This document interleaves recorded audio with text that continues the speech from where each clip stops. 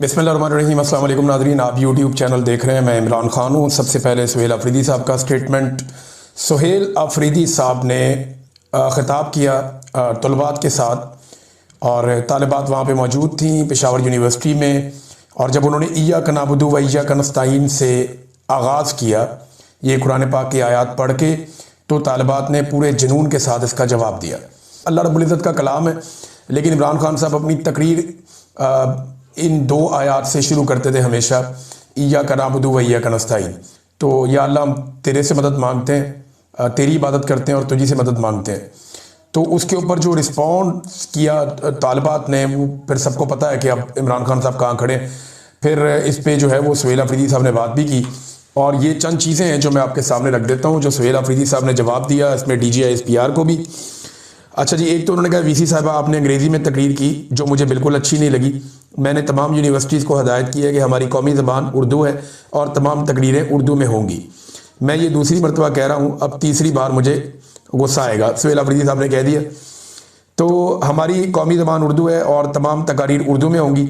अच्छा, इसके बाद उन्होंने कहा जी सोशल मीडिया पर एक बंदा कह रहा है कि क्या हम KPK की बच्चियों को गारों में भेज दें। तो ये आप लोगों का ख्वाब तो हो सकता है, लेकिन इन बच्चियों का भाई ये नहीं होने देगा। हमने खैबर पख्तूनख्वा में दोबारा अमन लाया है, लेकिन बंद कमरों के फैसलों ने एक बार फिर हमारी ज़िंदगी अजीरन बनाई हुई है। जब हम दहशतगर्दों की आमद का बताते थे तो ये कहते थे कि हम झूठ बोल रहे हैं और प्रोपेगेंडा कर रहे हैं। अगर मुसलसल ऑपरेशन के बाद कामयाबी नहीं मिल रही तो इसका मतलब है पॉलिसी में शिफ्ट आना चाहिए और पॉलिसी बंद कमरों में नहीं, खैबर पख्तूनख्वा के स्टेक होल्डर्स को एतमाद में लेकर बनाई जाएगी तो वो मुस्तकिल और पायदार अमन में अहम किरदार अदा करेगी। हम तो इनको बताते थे दहशतगर्द आ रहे हैं, क्यों लेकर आ रहे हो। हम शोर मचाते थे तो ये कहते थे आप प्रोपेगेंडा कर रहे हैं, कोई नहीं आ रहे दहशतगर्द। मुझे अच्छी तरह याद है कि जब मैं इसके ऊपर काम कर रहा था, मुराद सईद से मेरा उन दिनों में रब्ता था। वो बेचारा चिल्ला रहा था, हर एक को फ़ोन करके बता रहा था। लोग इस पर मीडिया में बात करते हुए डरते थे। तो मेरे पास क्योंकि नौकरी नहीं थी, मैं वीलॉग करता था, तो मैं उसमें ये बातें कर रहा था। तो मुझे बाकायदा रब्ता करके मिलिट्री इंटेलिजेंस के लोगों ने ये कहा, फ़ौज के लोगों ने मुझे रब्ता करके ये कहा कि जनाब ये सारा प्रोपेगेंडा है, कोई दहशतगर्द नहीं आ रहे खैबर पख्तूनख्वा में। तो उस वक्त ये हमें यकीन दिला रहे थे कि दहशतगर्द नहीं आ रहे। वही बात सुहेल अफरीदी ने कही कि यकीन दिला रहे थे, लेकिन अब बंद कमरों के अंदर फैसले कर रहे हैं कि जनाब ऑपरेशन करना है। तो दहशतगर्द लेकर आ रहे थे, तब हम जब बताते थे तो कहते थे हम प्रोपेगेंडा कर रहे हैं। तो उन्होंने कहा यहाँ दहशतगर्दी को ख़त्म नहीं किया जा रहा, यहाँ इमरान खान और PTI को ख़त्म करने की बातें हो रही हैं। अगर उन्होंने दहशतगर्दी को ख़त्म करना होता तो हमारे साथ बैठकर पॉलिसी बनाते। हमने घर छोड़े और हमें कहा गया कि आपको 4 लाख रुपए मिलेंगे जो बंदा घर छोड़ेगा, लेकिन रियासत पाकिस्तान ने आज तक वो पैसे नहीं दिए।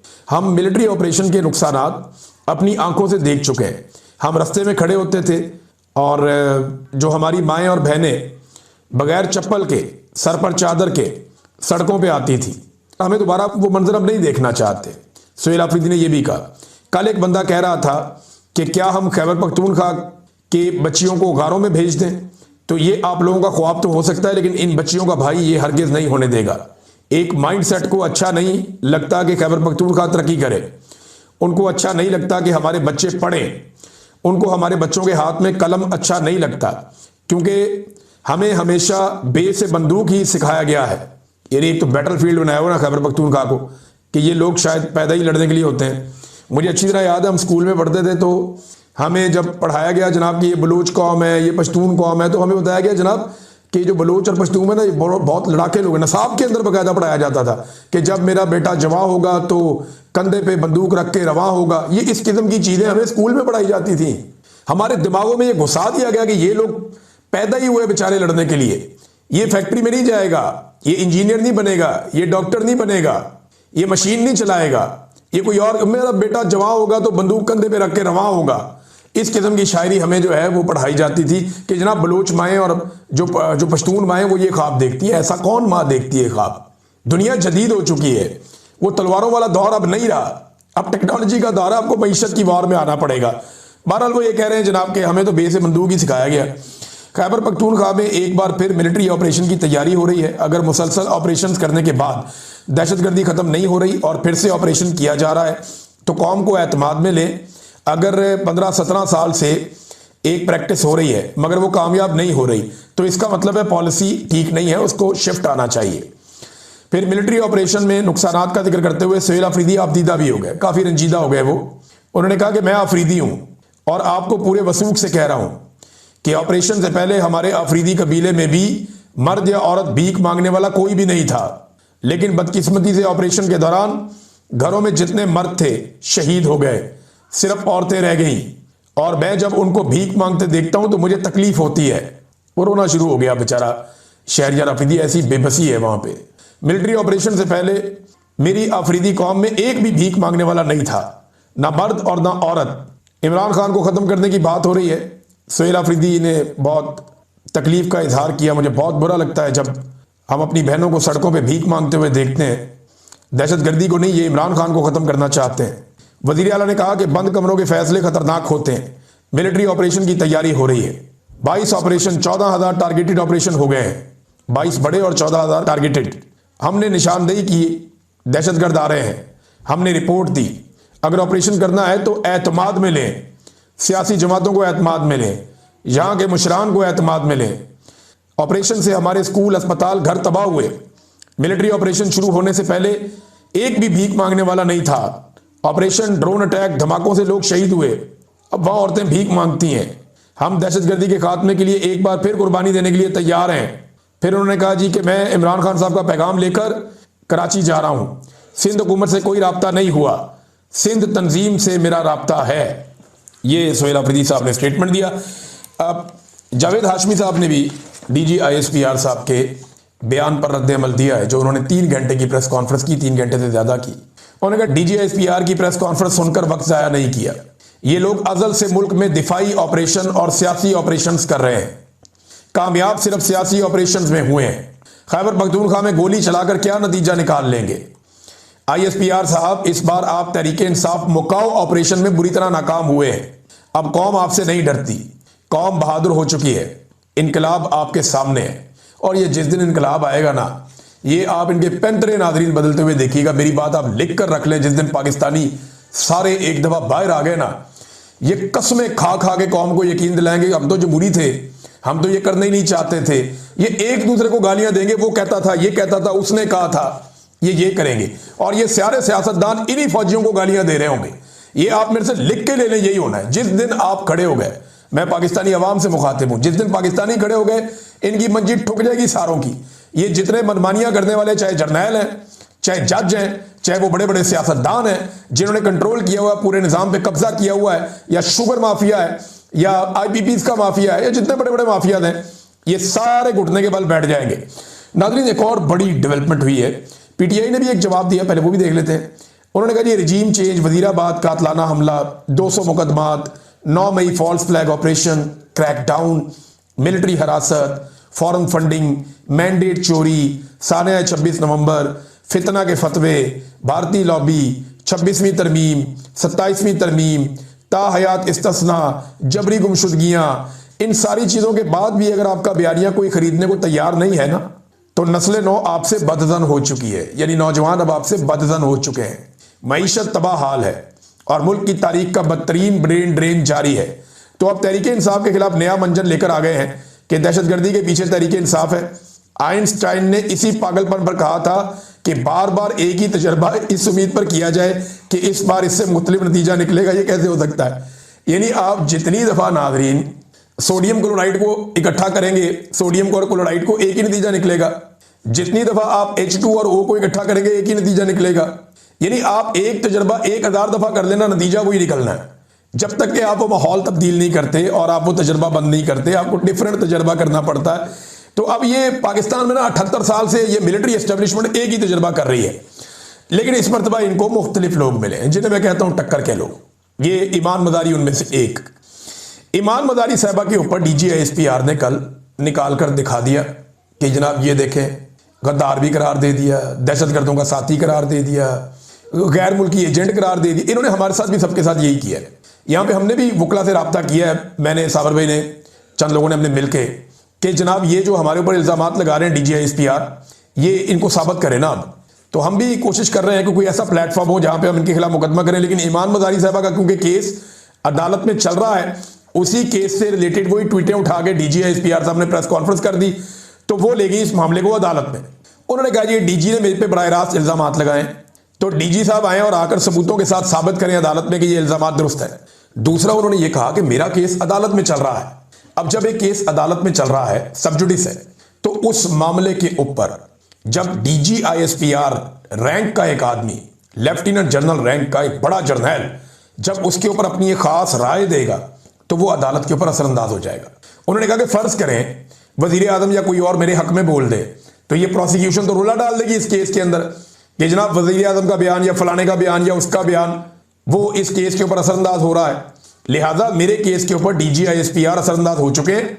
ये अदालत अब दबाव में, ये अदालत का इम्तिहान है ना, बड़ा इम्तिहान तो अदालत का है। अब अदालत का फैसला मुतनाज़ हो जाएगा, इसलिए अदालत पहले DGISPR को बुलाए और बुला के उनसे पूछे कि जो आपने इल्जामात लगाए उन्हें दुरुस्त साबित करें। एक अदालत में मामला चल रहा है, उसके ऊपर कैसे वो बात कर सकते हैं? लेकिन अगर उन्होंने बात की है तो वो सबूत लेकर अदालत में आ जाए। इन्होंने कहा कि DGISPR को तलब कर लिया जाए। तो जज साहब जो है ना, मजूका साहब, ये परेशान हो गए। जज साहब ने कहा हुन की घड़ी है, DGISPR को बुलाना किसी जज की औकात तो नहीं है ना, ये तो चीफ जस्टिस की भी औकात नहीं है पाकिस्तान में। वो तो DGISPR खुद आना चाहे और चीफ जस्टिस उन्हें उनकी इजाजत से बुला लें तो वो आ जाते हैं। यहां तो एक मेजर को बुलाना बड़ा मुश्किल हो जाता है, एक कर्नल को बुलाना, जो OC होता है उसको बुलाने के लिए अदालत पहले इजाजत लेती है पाकिस्तान में, फिर उसको बुलाती है। बहरहाल DG साहब को बुलाना था। जज साहब ने कहा 5 मिनट दो, मैं 5 मिनट बाद वापस आके फैसला देता हूं। इस बारे में बातचीत हो गई। अच्छा, वहां पे देखें कैसी नालायक किस्म की भोंडी दलील दी है प्रोसिक्यूशन ने कि जी DG ने इनका नाम नहीं लिया, और सामने स्क्रीन पे रख के चला दिया, सारा उनकी फोटो चला दी, उनके ट्वीट चला दिए और उनको बाकायदा डिक्लेयर कर दिया गैर मुल्की एजेंट। ये तो हमेशा से पाकिस्तान की फौज के जो जितने भी जर्नैल आए ना बड़े बड़े, इन्होंने जब भी कभी पब्लिक में बयानिया बनाया ना, जब भी किसी के खिलाफ हुए, इन्होंने क्या बात की, ये गैर मुल्की एजेंट है, ये भारतीय एजेंट है, ये इसराइल का एजेंट है। और पता लगा भारत के साथ भी इन्हीं के ताल्लुकात है, पता लगा इसराइल के साथ भी इन्हीं के ताल्लुकात है। यही अर्जियां डाल रहे हैं कि हम फौज लेकर जाते हैं, जाके हमास को गैर मुसल्लह करते हैं। अच्छी बात है ताल्लुकात बनाना, लेकिन मैं कभी नहीं कहूंगा कि भारत के साथ बुरे ताल्लुकात होने चाहिए। हमारे जर्नैलों के भारत के साथ बेहतरीन ताल्लुकात होने चाहिए। हमारे जर्नैल चाहते हैं कि इसराइल के साथ अच्छे ताल्लुकात रखें, तो बिल्कुल वो रखें, ये उनकी मर्जी है। लेकिन कौम को तो बेवकूफ ना बनाए ना, दूसरों को तो ये फतवा अपना दें कि जनाब ये भी इसराइल का एजेंट है, वो यहूदियों का एजेंट है, वो जो है वो गैर मुस्लिम है, मुसलमान ही नहीं है, वो उसने तौहीन इस्लाम कर दी है, वो जो है वो मोदी का एजेंट है, मोदी का यार है। ये फतवे लगा लगा के खुद इनकी यारी हर जगह पे निकल आई। तो जज ने कहा जी 5 मिनट बाद मैं आपको फैसला सुनाता हूं। तो जज साहब 40 मिनट तक आए नहीं। 40 मिनट के बाद बजाय जज साहब आते, जज साहब ने अंदर से ही फैसला भिजवा दिया कि इस दरख्वास्त को हम पेंडिंग कर देते हैं, यानी इल्तवा में डाल देते हैं, और 342 के बयान के बाद देखेंगे। 342 का बयान जो है वो एंड में जाके होता है, जब केस का फैसला आने लगता है ना, तब होता है। हादी अली चट्टा साहब ने यह कहा कि 342 का जो बयान है ना, उसके बाद ये दरख्वास्त गैर मुअस्सर हो जाएगी, यानी DGISPR को एक तरह का इस्तिस्ना अदालत ने दे दिया। अब देखते हैं कि किस किस्म की ऑप्शंस मजीद मौजूद हैं ईमान मजारी साहबा के पास, क्योंकि उनके केस के ऊपर बराह रास्त असरअंदाज हुए हैं DGISPR साहब। अब वो इन ऑप्शंस को कैसे इस्तेमाल करती हैं ये भी देख लेते हैं। अच्छा, दूसरी जानिब एक और इंटरेस्टिंग बात मैं आपको बताता हूं। देखें, DGISPR के खिलाफ इसी तरह की एक दरखास्त पाकिस्तान तहरीक इंसाफ या इमरान खान की बहनें भी दे सकती हैं।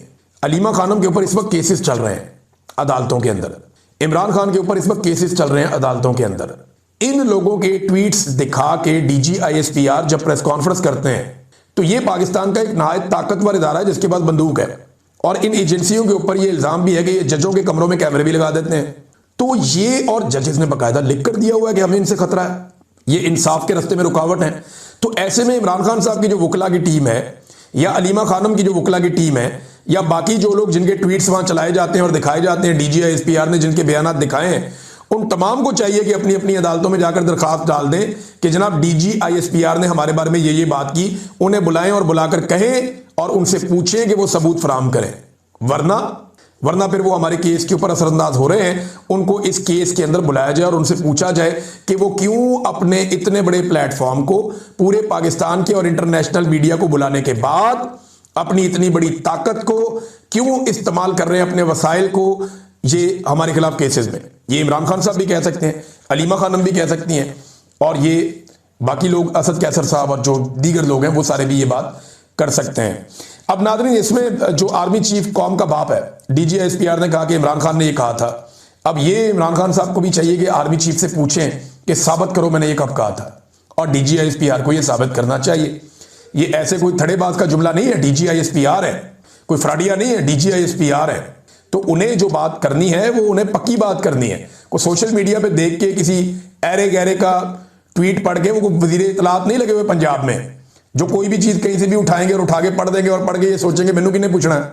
ये DGISPR है, उन्हें इन बातों का जवाब देना पड़ेगा और अपनी बॉडी लैंग्वेज को फॉर गॉड से ठीक करें। आप फौजी हैं, आपकी फौजी की तरह की बॉडी लैंग्वेज लगनी चाहिए। ये मेरी दरखास्त है, ये मेरी जाती ख्वाहिश है कि DGISPR नेक्स्ट टाइम आए, जो मर्जी बोले, जैसे मर्जी बोले, लेकिन जरा बॉडी पोस्चर सोल्जर वाला रखे। ये लमक लमक के इस तरह ना करें, इस तरह अच्छा नहीं लगता। बिल्कुल ही लीन हुए आप 28 के ऊपर, तो वो नामुनासिब है। अब नाजरीन, ये तो मैंने आपको कहा कि इमरान खान को भी करना चाहिए। PTI ने भी जवाब दे दिया DGISPR को, वो भी मैंने आपको पढ़ के बता दिया कि PTI ने कितनी क्लियर स्टेटमेंट दी है। नाजरीन, अमेरिका में एक डेवलपमेंट हुई, ये बड़ी इंटरेस्टिंग डेवलपमेंट है। अमेरिका में आपको याद है कि 2021 में कैपिटल हिल का एक वाकया हुआ था। कैपिटल हिल पे हमला हुआ था जब डोनाल्ड ट्रंप को इलेक्शन हरा दिया गया था, या डोनाल्ड ट्रंप इलेक्शन हार गया था। तो उसके बाद लोगों ने बड़े पैमाने पे एहतजाज किया था और वहां पे कैपिटल हिल के ऊपर एक अटैक हो गया था। तो जनाब वहां पे अब इस केस का फैसला हो गया और पाकिस्तान में भी यही होना है एग्जैक्टली 9 मई का। पुलिस की नाअहली का नतीजा निकला। देखिए, नून लीग और पीपल्स पार्टी और सारे हमेशा ये कहते रहे कि देखिए जी, अमेरिका ने कैपिटल हिल के वाकये में कैसा इंसाफ किया। देखिए जी, अमेरिका ने कैपिटल हिल के वाकये में किस तरीके से प्रोसिक्यूट किया। हालांकि वहां पे उन्होंने एक एक सबूत, एक एक चीज, एक एक CCTV फुटेज, एक एक रिकॉर्ड उन्होंने सामने रखा था, वहां पे ये किया था। लेकिन इसके बावजूद वहां पे क्या फैसला आया मैं आपको बताता हूं। लेकिन यहां पाकिस्तान में कोई चीज भी नहीं, टके की इन्वेस्टिगेशन नहीं हुई और 9 मई उठा के पूरा का पूरा PTI पे डाल दिया। अब यहां पे पुलिस कहां गायब थी, आज तक किसी ने नहीं बताया। यहां पे फौज कहां गायब थी, आज तक किसी ने नहीं बताया। यहां पे CCTV फुटेज कहां गई, आज तक किसी ने नहीं बताया। कोर कमांडर हाउस की सिक्योरिटी कहां गई, आज तक किसी ने नहीं बताया। तो अमेरिका का 9 मई कैपिटल हिल पे हमला था, वो कह रहे जी पुलिस की नाअहली है। व्हाइट हाउस के मुताबिक मुजाहिरीन पुरअमन थे। 6 जनवरी 2021 को गिरफ्तार अफराद के साथ नाइंसाफी हुई है। मुजाहिरीन को सियासी बुनियादों पर निशाना बनाया गया है। सिक्योरिटी इंतजामात में कोताही बरती गई है। पुलिस मुजाहिरीन को रोकने में नाकाम हुई है। तमाम 1500 नामजद मुल्जिमान को पहले ही माफी मिल चुकी है। यही होना है, ये जो होना है 9 मई के अंदर, एग्जैक्टली यही होना है। भाई पुलिस किधर थी, सिक्योरिटी किधर थी, CCTV कहां गया, ये सवालात उठाए जाएंगे बाद में। इसके साथ जो जोड़ते थे ना दोनों वाकयात को, वो आप जरा जोड़ के देख लें कि जो नतीजा अमेरिका में निकला यही नतीजा पाकिस्तान में निकलेगा। DGISPR ने एक और गिला किया। उन्होंने कहा कि एक बंदे ने पूरी पार्टी डिक्टेटर की तरह चलाई है। देखें, वो पार्टी जाने, पार्टी का काम जाने और पार्टी के वोटर जाने, आपका इससे क्या लेना देना। DGISPR इसके अंदर कैसे मुदाखलत कर सकते हैं। वो पार्टी डिक्टेटर की तरह चलाए, जमहूरियत की तरह चलाए, जैसे मर्जी चलाए। आप कौन है, आप कौन है पूछने वाले। आप कैसे पूछ सकते हैं, आप एक सरकारी मुलाजिम हैं, आपको तो इजाजत ही नहीं है किसी पॉलिटिकल पार्टी के अंदरूनी मामले में मुदाखलत करने की। इमरान खान जमहूरी है, गैर जमहूरी है, डिक्टेटर है, कुछ भी है, आपने इसका नहीं पूछना। ये वोटर जाने और इमरान खान जाने, वोटरों को पसंद है ठीक है, नहीं पसंद वो फारिग कर देंगे, आपका इससे कोई लेना देना नहीं है। हाँ, आपने इस बात का जवाब देना है कि कौम के 35 साल से ज्यादा जो आपके 4 डिक्टेटर खा गए और वन मैन शो पाकिस्तान में चलाया, उसका हिसाब दें कौम को कि फर्द वाहिद पूरे मुल्क का मालिक कैसे बना।